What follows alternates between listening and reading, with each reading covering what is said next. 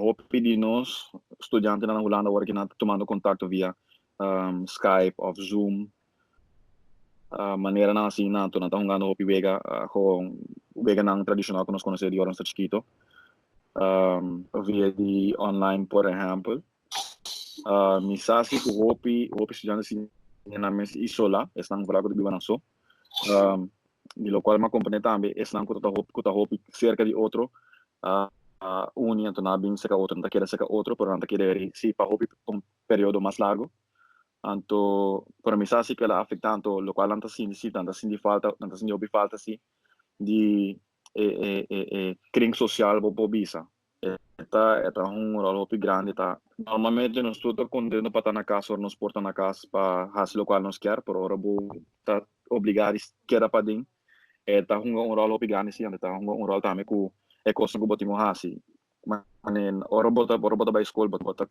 bo estudante na bo docente na botim lugar de trabalho botim lugar de sim a biblioteca bo vai para hora que na bang assumir a hora que na com tinha estudante com toque tem com assim teste ou tem com tra paritare então se bambi essa hora que normalmente é assim outro caminho com na escola biblioteca a hora que não pode ser mais e meia hora que é tenho bem assumir se tá busca uma maneira para assim por se consultaria que tenho assim por na sua casa como é antes na tua gente é situação ideal maneira outro eu sei então rolo bem grande sim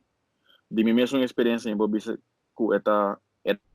diferente é toma tempo para adaptar é possível sim vou por assim ele pero é toma esforço sim para por chegar então se puxa para acaba de assim sim overbelast bom mês botou até qual que vou pedir não tá subindo riba forma na social como Instagram ou maneira bisa Zoom uma coisa assim e botava com nanta sendo nanta incluir outros estudantes na Rubiano de challenges na aqui para toch formar um sorte de movimento positivo e ativo em aquela povo bisa caminho com eta tem em mente eta tem curva toch wel bezig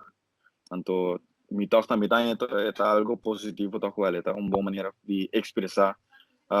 nós mesmos agora que na situação que está passando que na Holanda